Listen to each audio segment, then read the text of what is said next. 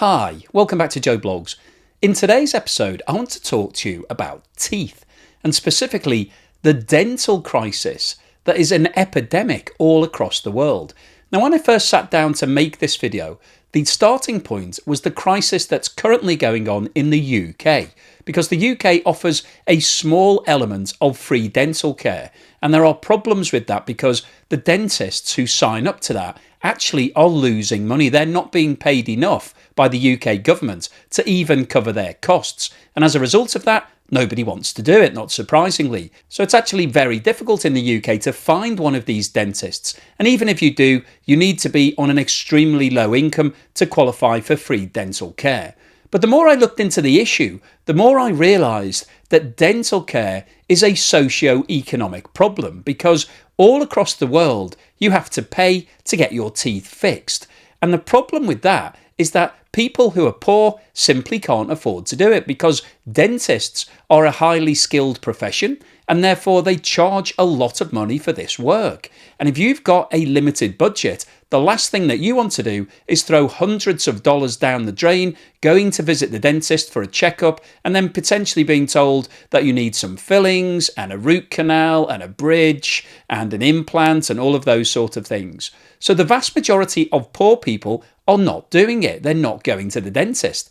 And the problem that that's now causing all across the world is that poor dental health has a direct correlation to poor medical health, because if you've got a problem with your gums or your teeth, if you have an abscess or something like that, then it will produce pus, and that pus goes straight into your mouth, and therefore it goes straight into your bloodstream. And unfortunately, with a lot of dental infections, there's actually no pain associated with it. So unless you've been to the dentist and had a checkup and he can tell you exactly what's going on with your teeth, you might not know. And that situation could go on for days or months or even years.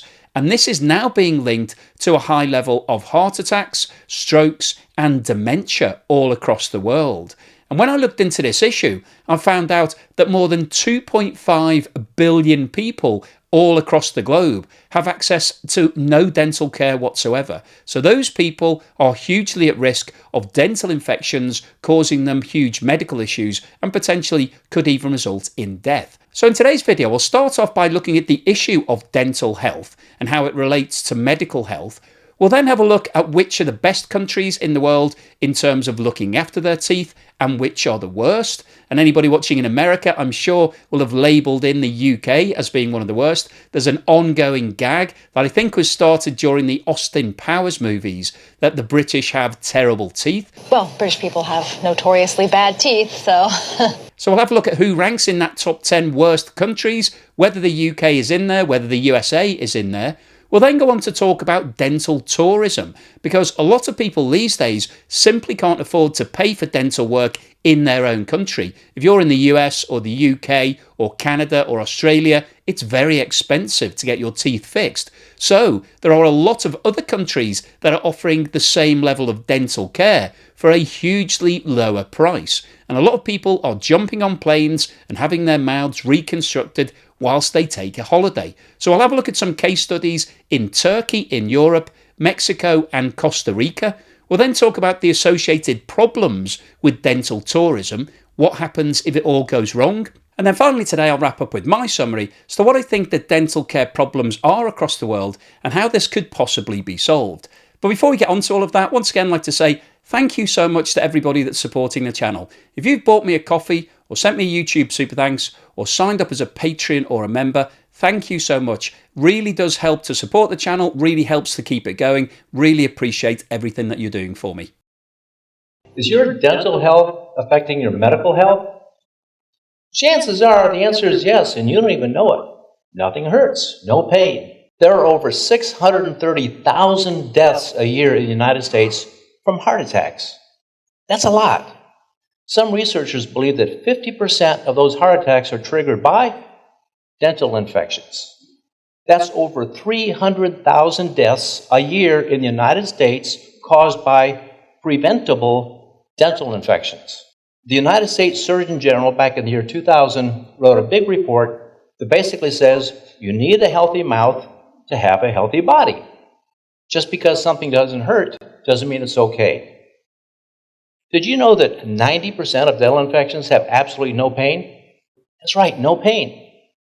Gum disease doesn't hurt. Most tooth infections don't either. People are really surprised to find that most dental infections don't hurt, yet we quickly accept the fact that high blood pressure doesn't hurt, diabetes doesn't hurt, glaucoma, cancer, they don't hurt. Just because something doesn't hurt doesn't mean it's healthy. According to the Center for Disease Control, 47% of Americans over the age of 30 have gum disease. Gum disease. And if you're over 65, that jumps to over 70% who have gum disease. Gum disease is an infection in the gums, dumping harmful bacteria right into the bloodstream. There's no pain, no indication you have it, other than your gums may bleed a little bit when you brush your floss. The bacteria in gum disease have already been proven to cause cardiovascular disease. That's huge. That's a big statement right there. Cardiovascular disease triggers heart attacks and strokes. Heart attacks are the #1 killer in the United States. Strokes are the leading cause of disability. So as you've just seen, dental health is a serious issue. You need to look after your teeth because if you don't, they could be killing you. This chart shows the top 10 countries for visits to the dentist, who is visiting the dentist most and therefore potentially has the healthiest teeth. And in 10th position, we've got Italy with 1.4 visits per year. Coming in at number 9, we've got Germany with 1.5 visits per year. 8 is Estonia. 7th is Canada. 6 is Korea, 5 is the Czech Republic, or Czechia now, 4 is Lithuania, 3 is Israel with 2.3 visits per year, and number 2 is the Netherlands with a whopping 3 visits per year, and the country with the citizens that visit the dentist the most is Japan with 3.2 visits every single year. If we now look at the countries that are ranked at the bottom of this list, so visiting the dentist the least, at number 10, we've got the United Kingdom. And I'm sure everybody watching in the USA will be having a little chuckle about that, with an average of 0.7 visits per year. At number 9, we've got Serbia with 0.6 visits, followed by North Macedonia, Ireland with 0.4 visits, Romania. At number 5, we have Colombia. Number 4, Chile. Number 3, Costa Rica with 0.1 visits per year. Number 2, Mexico, with also 0.1. And the country that's recorded with the citizens that visit the dentist the least is Portugal, with less than 0.1 visits per year. So that basically means that if you live in Portugal, you go to the dentist once every 10 years or less.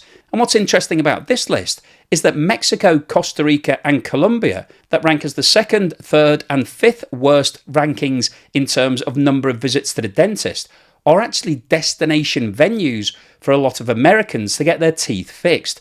So basically what this tells us is that you need to have money to be able to go to the dentist in these countries. And as there are a lot of poor people living there, they simply can't afford to go to the dentist, and therefore the local citizens are not getting any sort of dental care. And this chart, which takes into account a number of different factors, ranks the countries with the healthiest teeth in the world.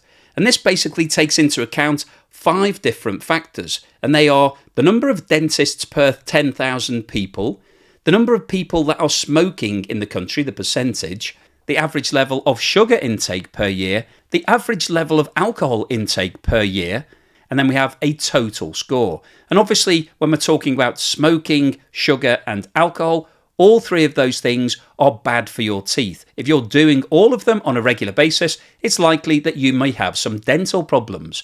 So at number 10 on this list, we've got Qatar with 6 dentists per 10,000 people, a smoking ratio of 14%, a sugar intake of 23.5 kilograms per year per person, an alcohol intake of 1.5 litres per person per year, giving a total score of 3.3 on this chart. At number 9, we've got Colombia. At number 8, Norway. At number 7, Albania. At number 6, Costa Rica, which is interesting because the chart that we've just looked at had Costa Rica as one of the countries with the lowest number of visits to the dentist per year. At number 5, we've got El Salvador. At number 4, Cuba. At number 3, Paraguay. At number 2, Uruguay. And the country that is ranked as having the healthiest teeth in the world is Sweden. And they have almost 18 dentists per 10,000 population, which is the most out of any country on this chart. Their smoking ratio is 8%, which is the lowest out of all of the countries listed here. The level of sugar intake is 33.4 kilos per person per year. And really interestingly, the level of alcohol intake is 9 litres per person per year, which is actually the highest out of all of the countries here. But the overall score that Sweden has come in with is 4.6, which is considerably ahead of everybody else.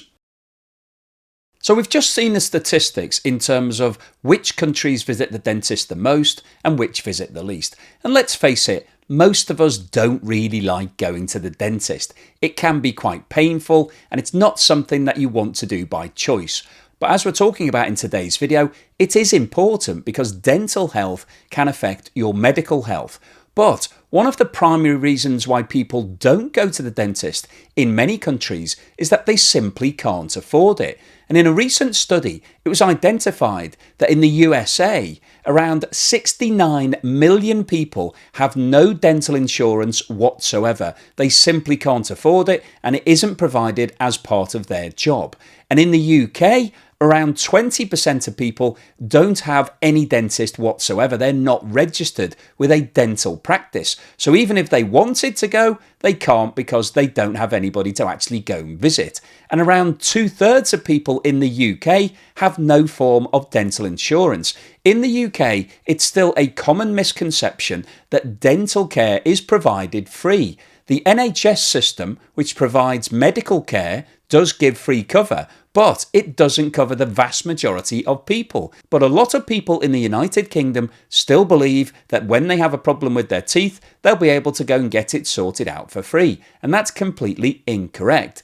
And in Canada, in a recent study, it was identified that around 32% of the whole population has no form of dental cover. So we're talking around 13 million people, when they have a problem with their teeth, they are going to have to pay. And quite frankly, a lot of people can't afford it. So this is now becoming a major economic crisis. And as you know, on the channel, we talk about economics. And the vast majority of the 2.5 billion people that I mentioned right at the start of this video that don't have any form of dental provision, the reason that they're not going to the dentist is that they don't have the cash, they can't afford it, it isn't something that's a priority in their lives.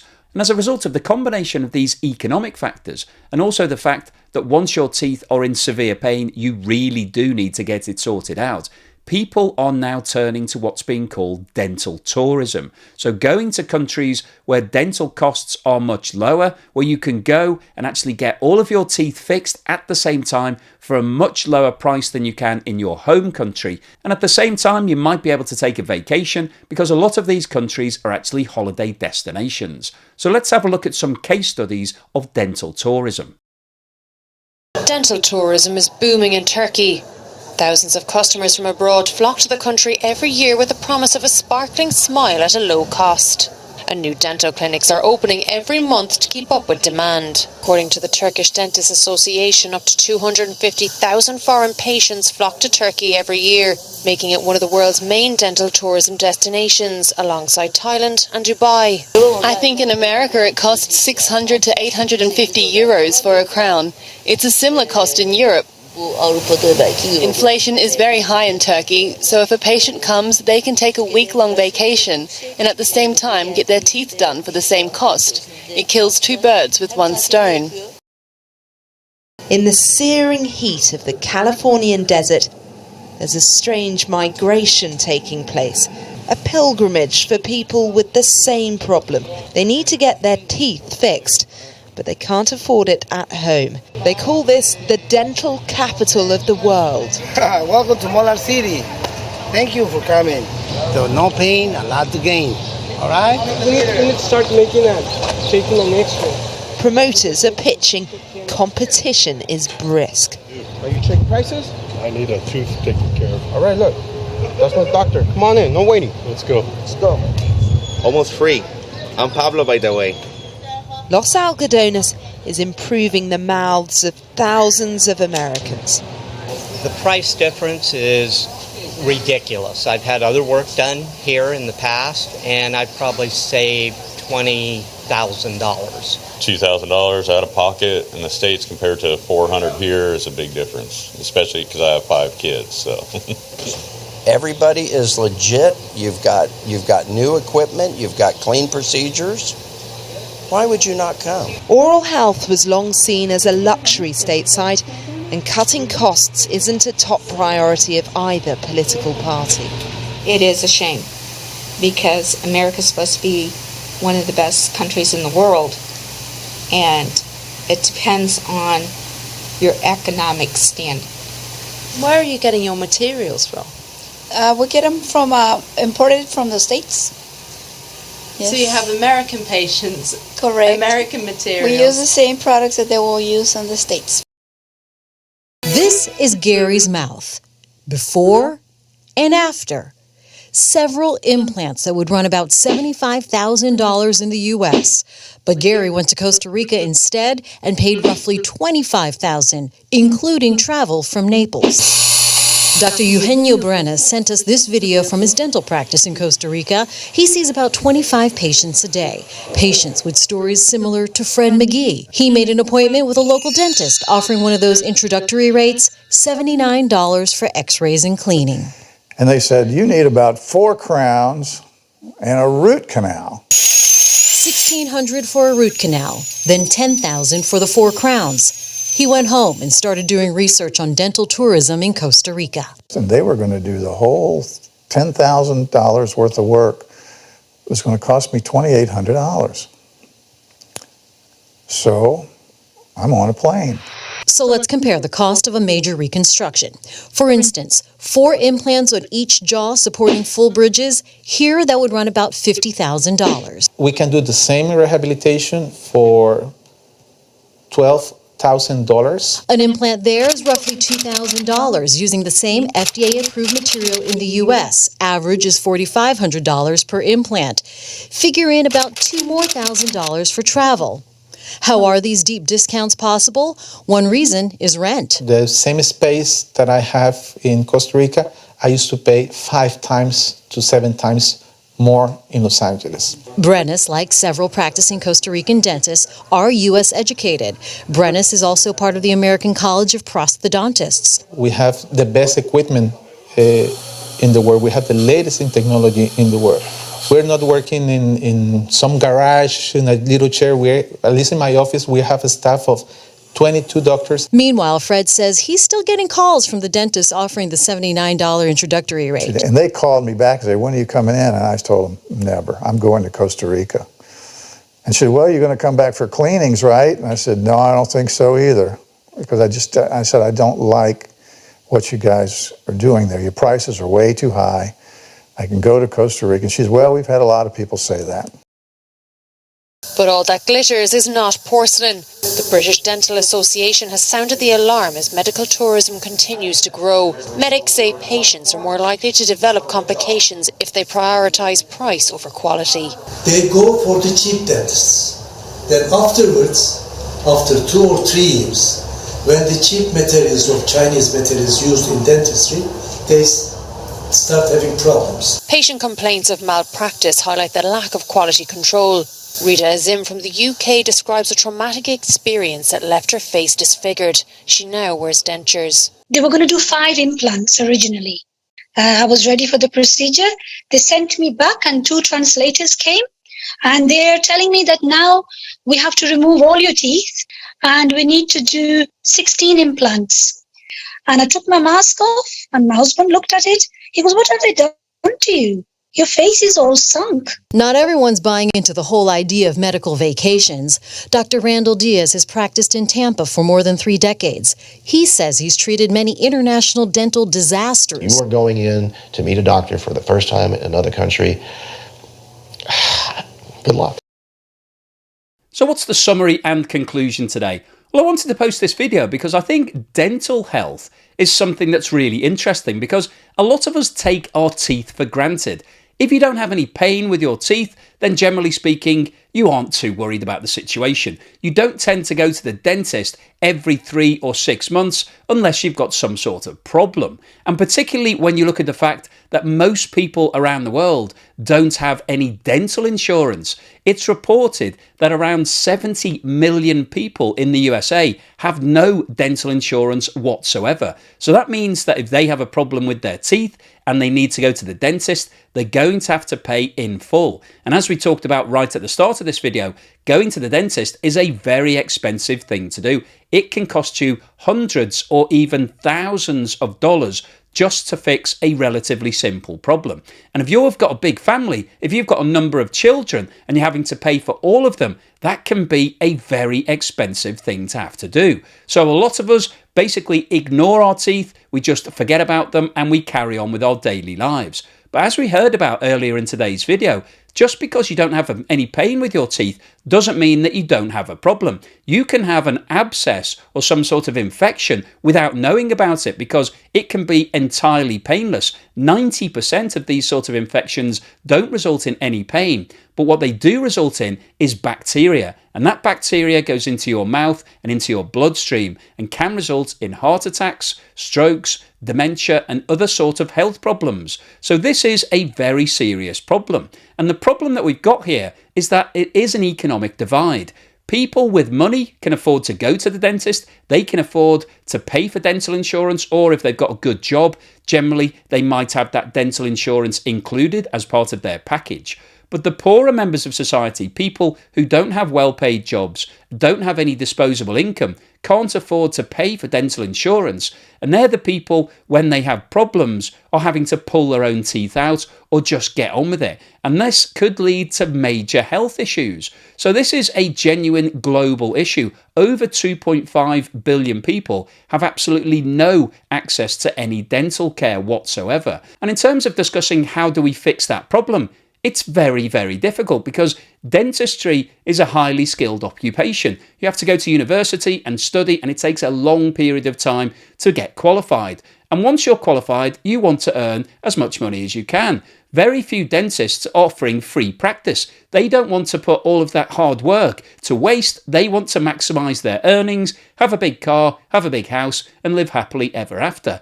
And that's going to be a problem in terms of fixing the dental problems around the world. And unfortunately, in terms of today's video, I don't have a magic wand. I can't come up with a simple solution that tells everybody how to fix dental problems. But what I wanted to do really in today's video was highlight the issue, highlight the fact that poor dental health can actually result in poor general health. You could have something going on in your mouth right now that's causing you medical problems that you're not even aware about. And you need to go to a dentist to get that checked out so that you're told exactly what the situation is and you can do something about it. So really the objective of today's video was just to raise awareness that good dental health can lead to good medical health. If you haven't been to the dentist for a long period of time, maybe it's time to start thinking about going and getting a checkup, or if you don't have any dental insurance, maybe you should look into it and start thinking about getting some in the event that you might need some very expensive dental work at some point in the future. Hopefully you've enjoyed today's video, you found it useful, informative and thought-provoking. If you've liked what I've said, then please give me a thumbs up. Thank you for watching this video all the way through to the end, and here's something to put a smile on your face. You want to get in here? You get on a scale? You gotta get on a scale first. On a scale. Good boy!